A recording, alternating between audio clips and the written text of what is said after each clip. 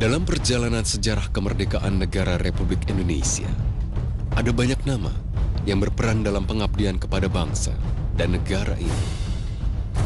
Syafruddin Prawira Negara, salah satu tokoh bangsa yang berperan sangat penting dalam penyelamatan kedaulatan negara ini.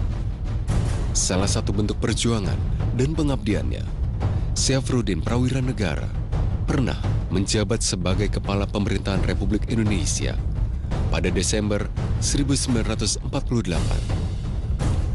Dan Syafruddin adalah orang pertama yang mengusulkan agar pemerintah Republik Indonesia segera menerbitkan mata uang sendiri sebagai atribut kemerdekaan Indonesia.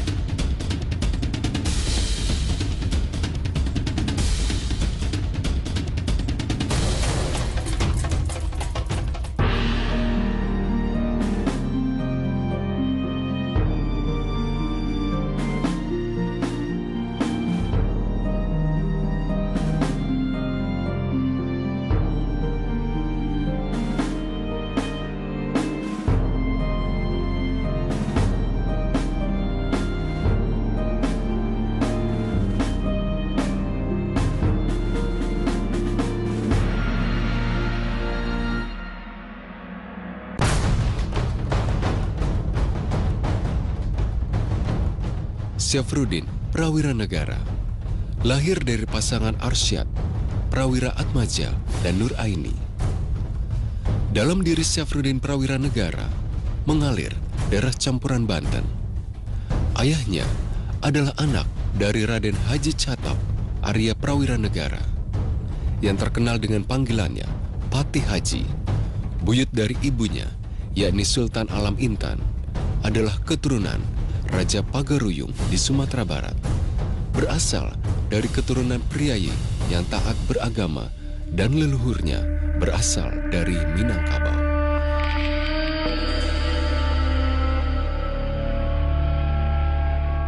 Pak Syafruddin Prawira Negara ini sebetulnya dia kan orang Pandeglang ya, masuk Banten sekarang. Tapi leluhurnya itu dari Minangkabau, jadi dia keturunan dari Minang. Nah, awalnya beliau ini sebagai seorang jaksa, dia bertugas di Kediri, tapi kemudian karena dia orangnya cerdas, terus pemerintah juga waktu itu Presiden Soekarno sedang membutuhkan orang-orang yang pinter gitu, yang buat jabatan, sehingga Pak Syafruddin ini kemudian masuk ke kabinet. Kabinet itu dia sebagai Menteri Keuangan pada waktu ibu kota Jakarta pindah ke Jogja tahun 46.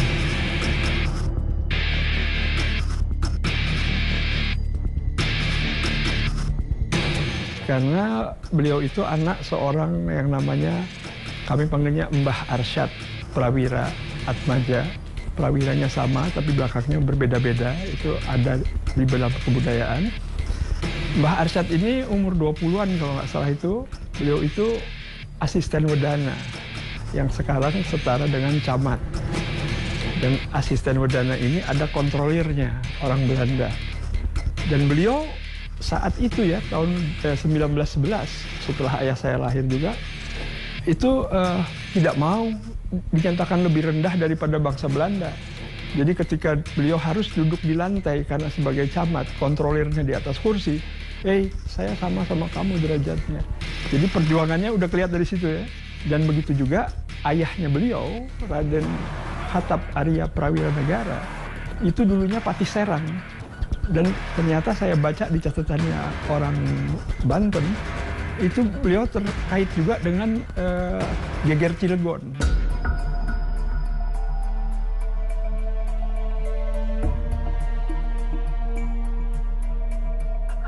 Syafruddin Prawira Negara dibesarkan dalam keluarga yang taat beribadah.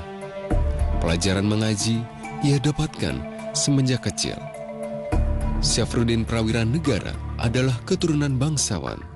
Di Banten, ayahnya adalah seorang pangreh praja atau camat di Pasauran dan jaksa di Serang. Ayahnya memiliki hubungan kekerabatan dengan Raden Arya Adipati Ahmad Jaya Diningrat, Bupati Serang pada zaman Belanda. Pada tahun 1924, Syafruddin Prawiranegara dan keluarganya pindah mengikuti ayahnya ke Ngawi, Jawa Timur.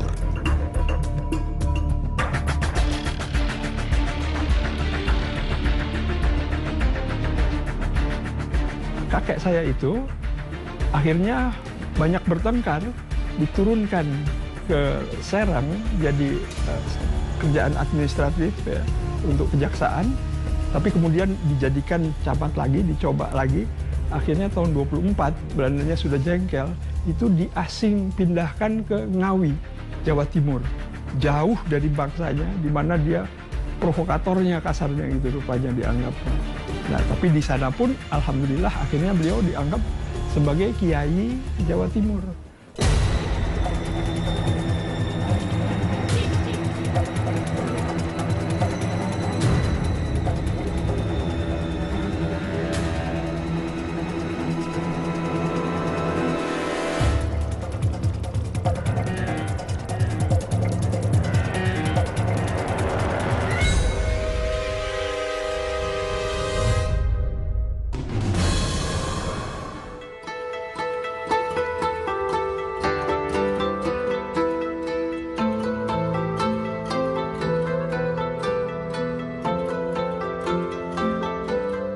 Syafruddin Prawiranegara merupakan anak yang sangat pintar.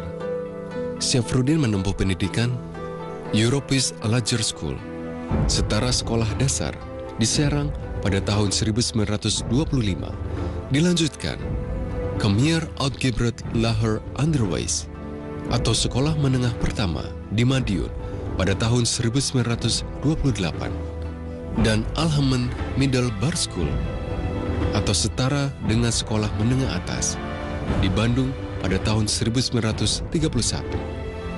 Pendidikan tingginya diambil di Res School atau Sekolah Tinggi Hukum di Jakarta, sekarang bernama Fakultas Hukum Universitas Indonesia pada tahun 1939, dan berhasil meraih gelar Meester in de Rechter, saat ini setara dengan sarjana hukum. Selama studinya, Syafruddin turut mendirikan perkumpulan mahasiswa Unitas Studiorum Indonesiensis yang apolitis dan didukung pemerintah Hindia Belanda sebagai alternatif dari Perhimpunan Pelajar-Pelajar Indonesia yang notabene bersifat radikal dan pro kemerdekaan.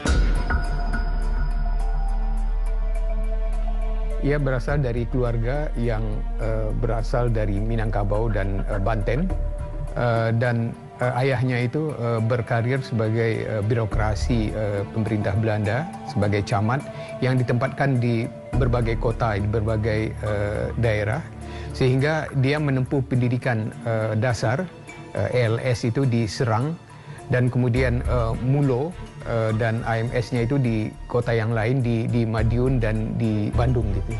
Jadi setelah itu dia melanjutkan pendidikan ke Sekolah Tinggi Hukum di Batavia di Jakarta pada tahun 1939, dan dia tamat sebagai Meester in de Rechten gitu. Itu karirnya atau pendidikannya Pak Syafruddin Prawiranegara. Setelah lulus, dia menjadi redaktur sebuah surat kabar dan kemudian bekerja pada pemerintah Hindia Belanda itu pada kantor inspeksi pajak gitu. Jadi awalnya dia berkarir adalah dalam bidang perpajakan atau bidang keuangan gitu.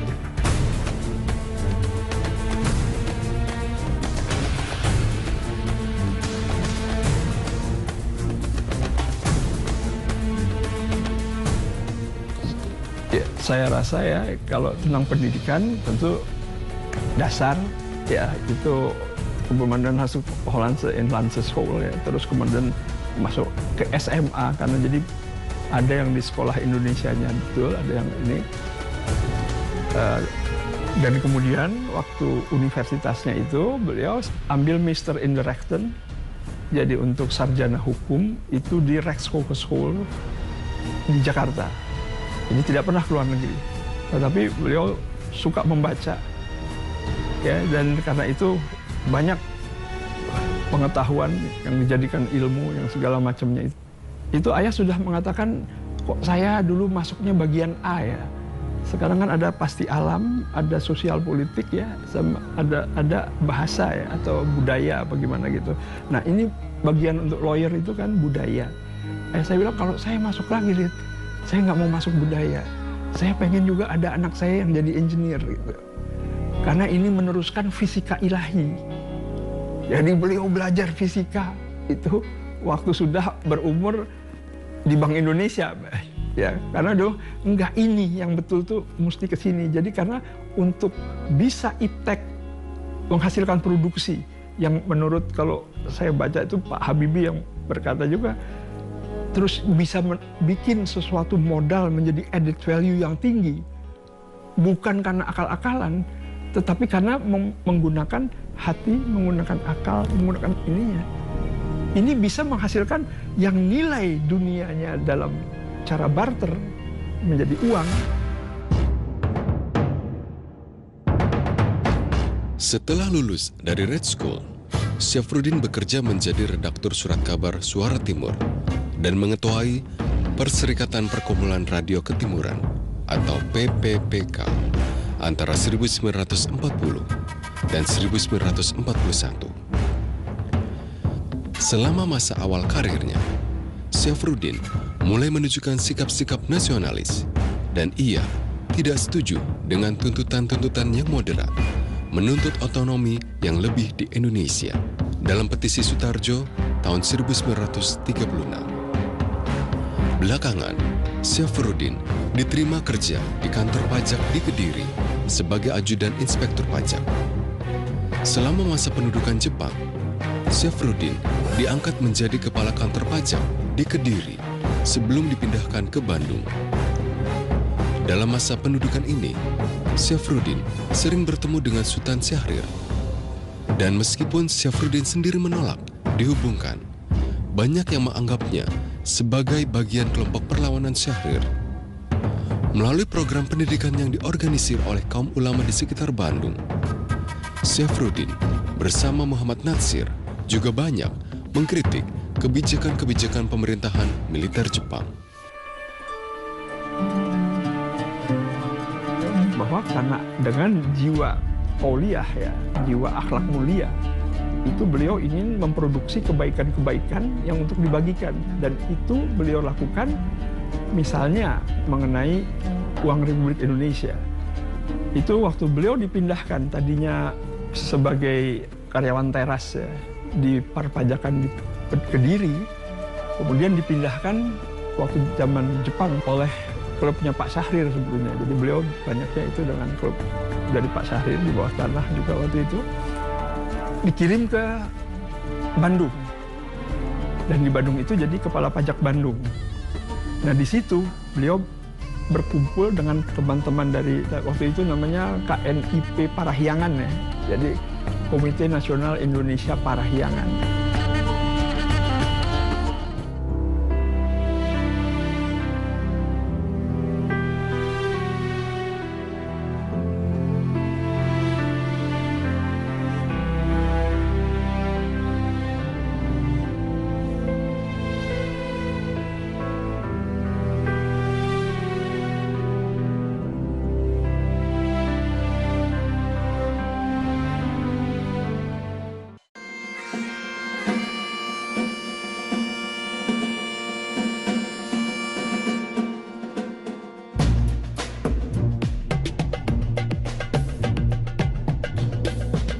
Setelah proklamasi kemerdekaan Indonesia, Syafruddin ditunjuk sebagai anggota Badan Legislatif Komite Nasional Indonesia Pusat pada tanggal 24 Agustus 1945 dan dipilih sebagai salah satu dari 15 anggota Badan Pekerja Komite tersebut pada Oktober 1945, serta menjadi 2 perwakilan Islam bernama Kiai Haji Wahid Hasyim dalam Badan Pekerja tersebut. Pada tahun 1945, Syafruddin menjadi anggota Masumi setelah sebelumnya ia pernah ditawari masuk PSI oleh Syahrir dan Amir Syafruddin. Kala itu, ia berkontribusi mengakhiri status monopoli Partai Nasional dalam proses terbentuknya Maklumat Wakil Presiden nomor 10 sebagai perubahan fungsi KNIP sebagai badan legislatif sehari-hari yang menjadikan Indonesia lebih mendekati sistem parlementer. Dia diangkat menjadi anggota Komite Nasional Indonesia Pusat. Dia menjadi salah seorang dari 15 badan pekerja Komite Indonesia Pusat ini, Komite Nasional Indonesia Pusat. Dan Pak Safruddin lah yang sejak awal itu dengan kawan-kawannya itu bertemu dengan Wakil Presiden Muhammad Hatta. Dan Pak Safruddin menyarankan supaya Indonesia ini mempunyai mata uang sendiri gitu. Jadi uang Republik Indonesia. Bung Hatta ketika itu mengatakan bahwa kalau kita melakukan itu, apakah kita tidak dicap oleh dunia internasional melakukan pemalsuan uang? Lalu Pak Safruddin mengatakan, Pak Hatta itu akan ditangkap itu bukan karena memalsukan uang, tetapi karena memproklamasikan kemerdekaan gitu. Jadi itu jawaban dari Pak Safruddin. Hal itu juga yang diharapkan membentuk citra Indonesia sebagai pemerintahan yang demokratis dan diperhitungkan dalam politik luar negeri. Selain itu, di Indonesia, sistem parlementer sudah dikenal sejak zaman kolonial, dibantu kedekatannya dengan Syahrir. Syafruddin ditunjuk menjadi Menteri Muda Keuangan dalam Kabinet Syahrir II antara 12 Maret 1946 sampai 2 Oktober 1946. Dan kemudian diangkat menjadi Menteri Keuangan dalam Kabinet Syahrir III antara 2 Oktober 1946 hingga 27 Juni 1947. Ia juga menjabat sebagai Menteri Kemakmuran di Kabinet Hatta I mulai 29 Januari 1948. Syahrir sebenarnya menawarkan kursi Kementerian Keuangan kepada Syafruddin dalam Kabinet Syahrir pertama. Dia terlibat di dalam pemerintahan, terutama waktu ada Komite Nasional Pusat itu kan. Nah, ayah saya itu adalah anggota di Komite Nasional Pusat di Bandung. Keterlibatannya di Bandung itu antara lain adalah ketika Bandung Lautan Api. Ya, kasus Bandung Lautan Api.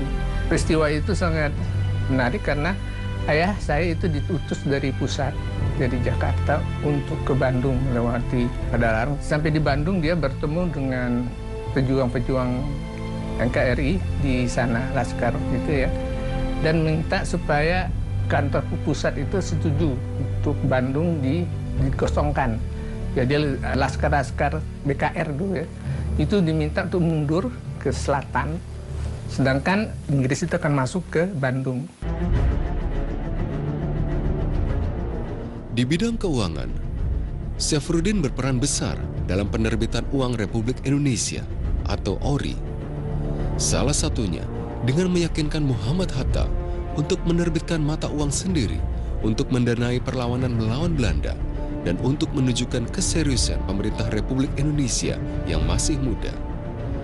Saat Hatta sempat ragu-ragu, Syafruddin mengatakan kepadanya bahwa apabila Hatta ditangkap Belanda, ia akan digantung bukan sebagai pemalsu uang, tetapi sebagai pemberontak. Syafruddin menjadi Menteri Keuangan pertama di Indonesia yang mendistribusikan mata uang Indonesia pada akhir tahun 1946. Meskipun di lembaran ORI awalnya tercetak tanda tangan Alexander Andreas Maramis yang mengatur proses percetakannya, Syafruddin kemudian ikut serta dalam konferensi Economic Council for Asia and the Far East di Manila, Filipina pada tahun 1947.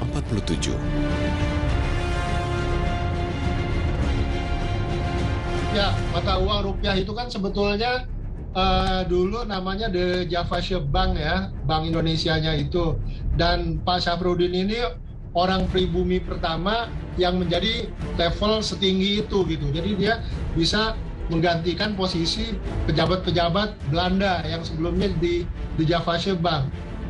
Kalau uangnya sendiri yang namanya disebut ORI itu ya, dulu ORI, Uang Republik Indonesia, uang Kalau sekarang kan ejaannya harusnya URI, Uang Republik Indonesia. Memang itu kan juga perkembangannya dari mata uang alat tukar dari kerajaan di Nusantara waktu itu kan. Nah, kemudian setelah masuk ke awal abad 20 dengan adanya Kongres Pemuda dan segala macam, satu nusa satu bangsa juga, tapi juga satu alat tukar juga, supaya pertukaran belanja-belanja di berbagai wilayah Nusantara waktu itu lebih memudahkan.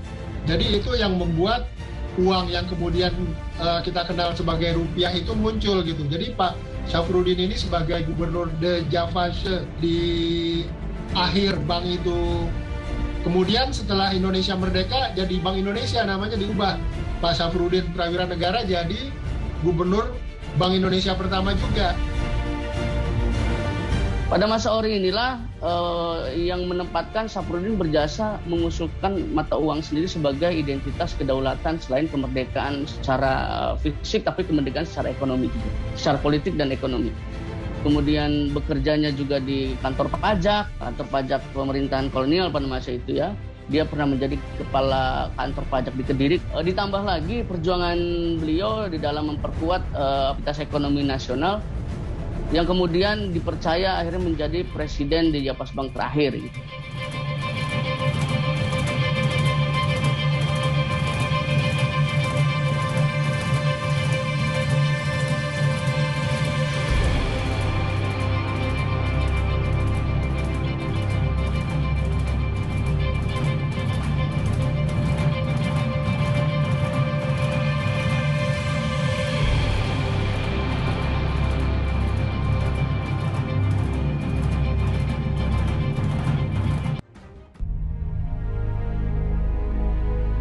Pasca kemerdekaan Republik Indonesia, Syafruddin sudah akrab dengan berbagai organisasi pergerakan nasional. Dengan itu, ia pun menjadi anggota dari Badan Pekerja Komite Nasional Indonesia Pusat atau BPKNIP pada tahun 1945. Badan tersebut bertugas sebagai badan legislatif sebelum terbentuknya MPR dan DPR. Di samping itu, ia juga menetapkan garis-garis besar haluan negara atau GBHN. Sejarah mencatat, Syafruddin pernah memimpin pemerintahan darurat Republik Indonesia atau PDRI yang dibentuk di Sumatera Barat pada 22 Desember 1948. Tepatnya saat pemerintah Republik Indonesia yang berpusat di Yogyakarta tidak berfungsi karena pemimpinnya diasingkan keluar Pulau Jawa.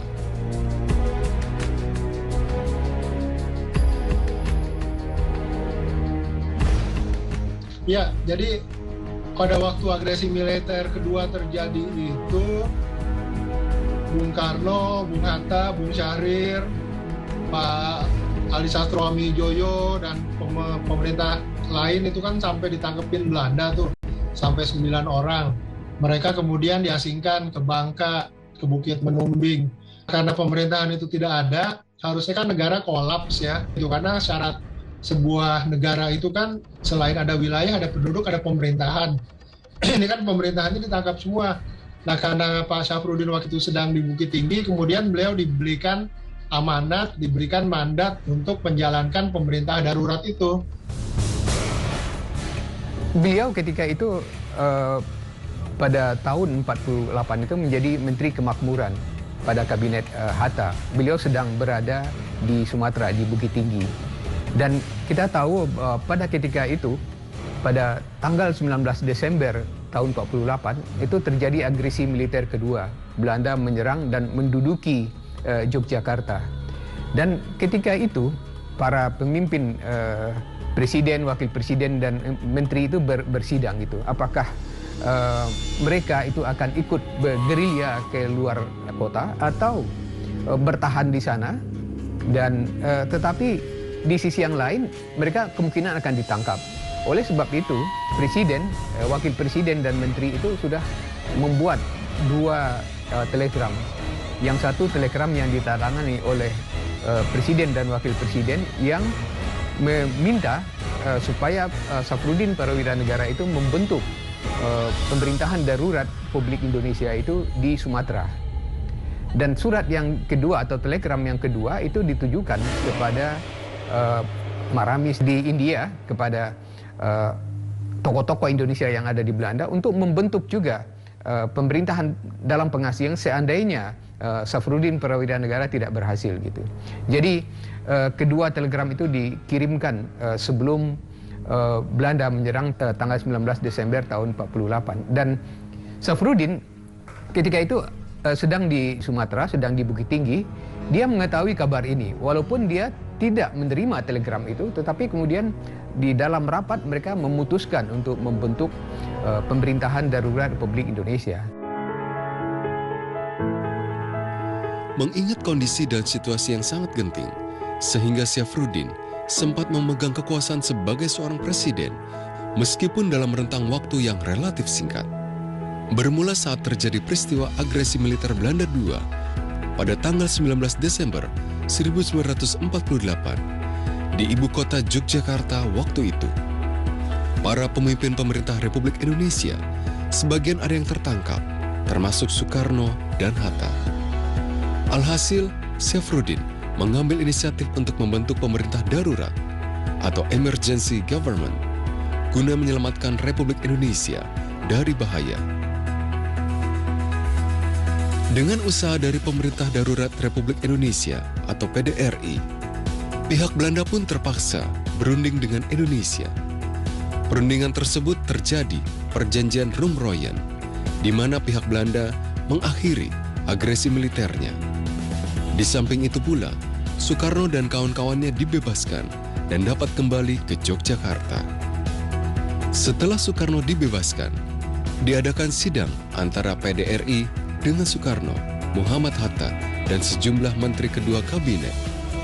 Pada sidang tersebut, terjadi serah terima pengembalian mandat kekuasaan secara resmi dari PDRI ke Presiden Soekarno Muhammad Hatta pada tanggal 14 Juli 1949 di Jakarta. Setelah menyerahkan kekuasaan PDRI, Syafruddin kembali menjabat Wakil Perdana Menteri Republik Indonesia tahun 1949 dan Menteri Keuangan antara tahun 1949 hingga 1950. Pada Maret 1950, selaku Menteri Keuangan Kabinet Hatta, ia melakukan pengguntingan uang dari nilai Rp5 ke atas sehingga nilainya tinggal separuh. Kebijakan tersebut dikenal dengan julukan Gunting Syafruddin. Nah, kita tahu bahwa setelah tahun 49 ada perjanjian KMB. Utang Belanda itu, utang pemerintah Hindia Belanda itu juga dimasukkan ke dalam hutang Indonesia, sehingga ekonomi Indonesia itu sangat sulit sesudah perjanjian KMB itu disepakati gitu. Nah, kemudian juga ada masalah inflasi, juga ada masalah dengan uang Belanda yang juga banyak beredar. Uang yang dibawa oleh tentara Nika maupun juga uang yang dikeluarkan oleh Dejavas Bank. Nah, Pak Syafruddin ketika itu bagaimana mengusahakan supaya uang yang dikeluarkan atau uang Belanda itu bisa ditarik gitu. Tentunya tidak mudah karena uang itu ada pada rakyat dan uang itu ada harganya gitu. Oleh sebab itu Pak Syafruddin itu mengeluarkan kebijakan yang sering dikenal dengan gunting Syafruddin gitu. Jadi uang itu digunting dua. Nah, yang separuh, yang sebelah kiri, itu nominalnya itu hanya setengah. Jadi kalau uang Rp100 nominalnya hanya 50, dan itu harus ditukarkan. Ditukarkan bulan Maret tahun 50 sampai bulan April tahun 50. Setelah itu tidak berlaku lagi. Sedangkan separuhnya lagi, uang yang digunting itu uang itu bisa ditukarkan. Bisa ditukarkan menjadi surat obligasi negara yang dibayar 30 tahun kemudian. Pemikiran ayah saya itu kenapa dia nggak mau dijadikan sebagai presiden, karena khawatirnya akan terjadi perselisihan antara kelompok di PDRI-nya. Alasan ayah saya itu salah satunya adalah sebaiknya nggak usah berpikir tentang siapa presiden. Sebagai ketua tetap semuanya lancar jalan baik. Itulah kemudian mengapa dia cenderung senang untuk menjadi sebagai ketua PDRI dibanding sebagai presiden. Walaupun sejarah ke belakang dia disebut adalah presiden yang terlupakan.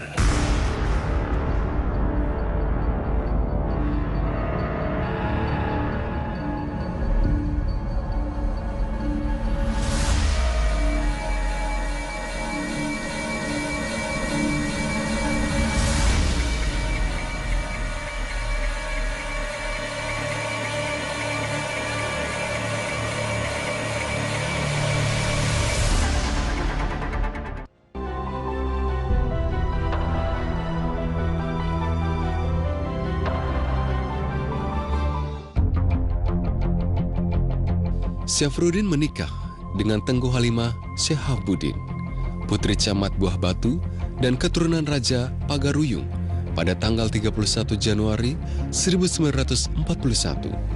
Mereka memiliki 8 anak dengan 15 cucu. Selama era PDRI, keluarganya menetap di Yogyakarta di bawah perlindungan Hamengkubuwono IX. Dan pada era PRRI, keluarganya ikut Syafruddin bergerilya di Sumatera Barat. Ya, kalau sosok dia Pak Syafruddin dan keluarga, dia adalah orang tua yang sangat menyayangi anaknya, itu satu, iya kan? Dan dia bukan suri toladan dari tidak hanya bagi keluarga kami ya, tetapi bagi adik-adiknya, kakak-kakaknya kan ya, saudaranya itu. Dia juga suri teladan, dan malahan dia jadi suri teladan tidak hanya untuk keluarga, tapi untuk masyarakat. Setiap masyarakat itu selalu akan memuji Pak Syafruddin itu suri teladan yang karena apa? Dia orang yang dibilang koruptor ya nggak pernah korupsi, ya kan? Dan dia selalu mengabdi kepada rakyat. Artinya yang diperjuangkan itu bukan kepentingan dia atau kepentingan keluarganya, tetapi lebih banyak kepentingan masyarakat. Ketika Bung Karno memberikan rumah sebagai menteri, dia tolak. Dia tolak dengan katakan kepada Pak Bung Karno, saya nggak bisa terima uang itu, rumah itu, karena rumah itu dibeli oleh negara. Jadi tentang pada keluarga, nah itu yang nomor satu itu kejujuran. Ya, jadi bahwa itulah kalau trust itu kan, kalau bahasa baratnya, dan itu juga dari agama-agama yang sebelumnya dan dari perdagangan, dari apa segala, trust itu kan, dan itu yang jadi jangan sampai kamu tidak lagi dipercayai orang, tapi yang penting bahwa tidak lagi dipercayai oleh Allah. Jadi tanggung jawabnya itu pada Allah, itu percaya. Jadi percaya diri itu artinya percaya juga kepada sesama. Jadi saya teruskan juga itu kepada anak-anak saya. Percayailah orang lain sebelum dia membuktikan bahwa dia tidak bisa dipercaya. Syafruddin Prawiranegara, mantan orang kepercayaan Presiden dan Wakil Presiden pertama Republik Indonesia Soekarno-Hatta, terkenal dengan kesederhanaan dan keberhajaannya. Ia mengajarkan kesederhanaan itu pada istri dan anak-anaknya. Tengku Halimah, atau biasa dipanggil Lili, istri Syafruddin Prawiranegara, terbiasa mengalami perjalanan hidup yang berat bersama suami dan anak-anaknya. Walaupun sangat dekat dengan orang nomor satu di Republik Indonesia, tetapi Syafruddin tidak pernah meminta bantuan sama sekali.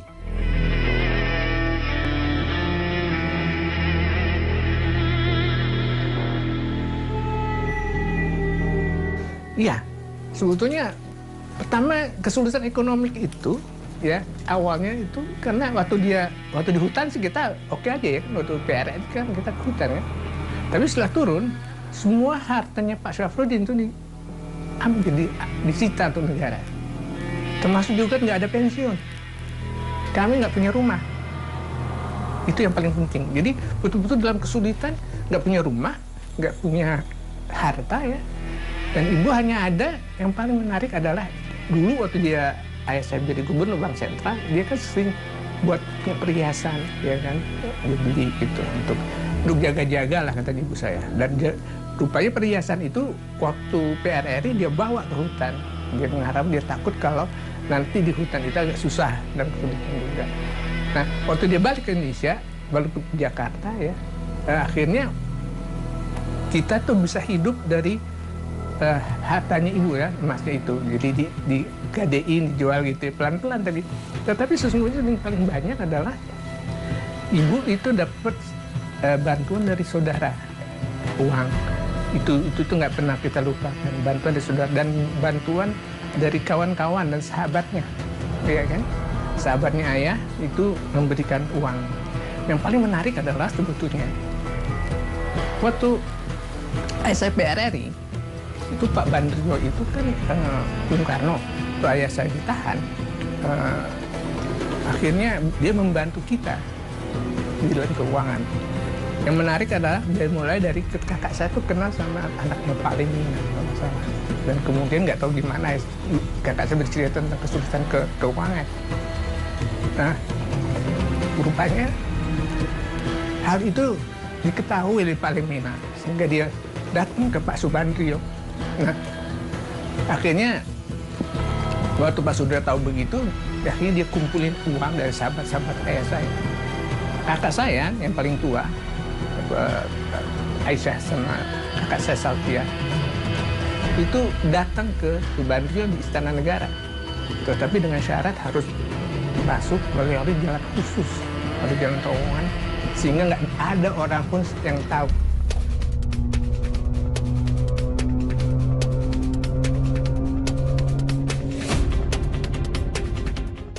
Dalam keluarga itu saling mengingatkan, ternyata kalau berjuang inna sholati wa nusuki wa mahyaya wa mamati lillah, berjuang untuk apa selama perjuangan dan selama kehidupan itu untuk Allah, bukan untuk memperkaya diri, memperkuat diri, mengapa diri, tapi untuk kebersamaan maju, itu akhirnya akan kembali. Karena waktu itu ada yang, kalau seperti sekarang ada terusnya kan, hamba Allah. Hamba Allah itu kami tidak mau lihat keluarga Syafruddin menderita.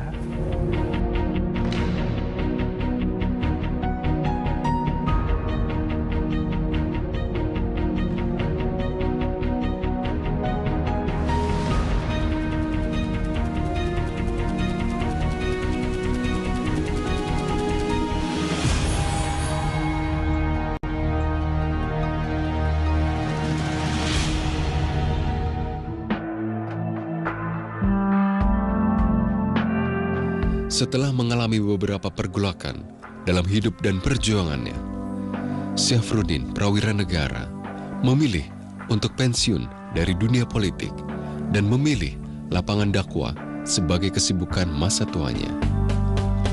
Syafruddin meninggal pada tanggal 15 Februari 1989 di Jakarta karena serangan jantung.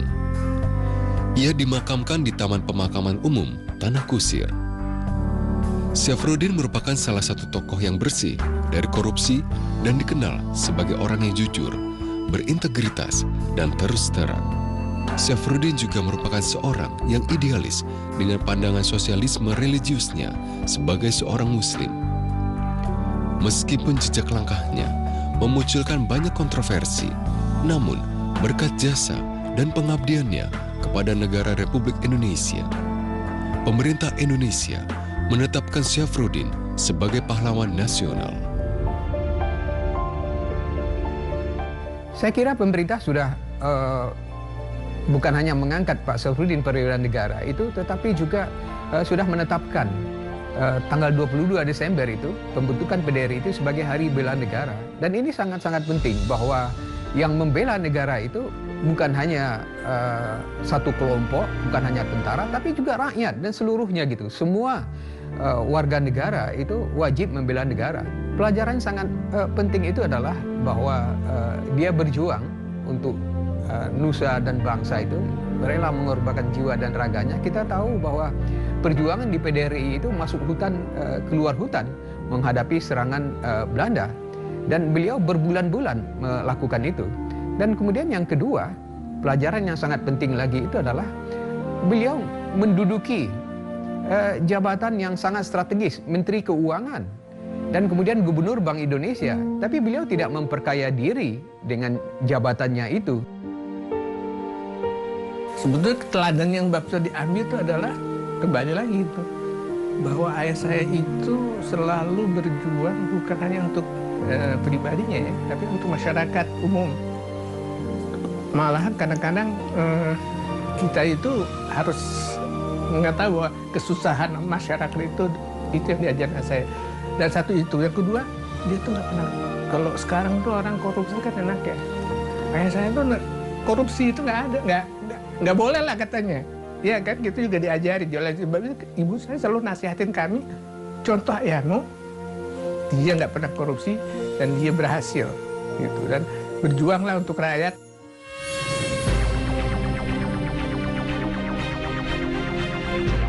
Safrudin itu sudah ditetapkan sebagai pahlawan nasional tahun 2011. Beliau mampu menempatkan posisinya sebagai seorang negarawan, sebagai seorang kepala keluarga, dan juga sebagai seorang pejabat, ya, dan juga sebagai seorang yang kemudian di akhirnya menjadi ulama ya, ustadz ya. Itu dengan posisi yang pas gitu. Artinya beliau tidak berlebihan dalam posisinya, tahu kapasitasnya di dalam menjalankan pengabdiannya. Beliau itu berjuang bukan cari pangkat, bukan cari hebat, bukan cari nama, bukan cari kekayaan, harta, bukan, tapi untuk bisa memproduksi hal-hal yang baik yang bisa disedekahkan ya, namanya kalau di bahasa ininya Arabnya itu disedekahkan, bahasa Islamnya, dan sebetulnya itu sudah ada di agama-agama yang sebelumnya. Makanya kalau maaf saya pakai ya, karena dasarnya saya juga Islam, saya ikutin bapak saya itu alif lam mim itu untuk Quran ini untuk orang-orang yang takwa. Siapa itu orang mutakin yang takwa itu? Mereka yang bil ghaibi, jadi sebelum apa-apa itu yang gaibnya dulu yang dibicarakan. Jadi seakan ada niat, ada planning, ada desain, baru nanti diprogram. Program itu nanti untuk yang di dunia. Dan juga sebagai penghargaan, nama Syafruddin Prawira Negara diabadikan sebagai salah satu gedung kembar di kantor Bank Indonesia. Tidak dapat diragukan lagi bahwa sesuai dengan perjalanan hidup dan peranan dalam perjuangannya, Syafruddin Prawira Negara tergolong sebagai tokoh nasional. Lebih dari itu, ia adalah seorang intelektual, demokrat, teknokrat, menjunjung tinggi agama yang dianutnya, dan berani menanggung resiko atas keputusan dan perbuatan yang dilakukannya. Ya, sebetulnya kalau misalnya dilihat ya, ini kan buku yang saya tulis ya, saya ngasih nama Presiden Prawira Negara. Kalau menurut hukum tata negara Indonesia, sebetulnya beliau nggak disebut presiden.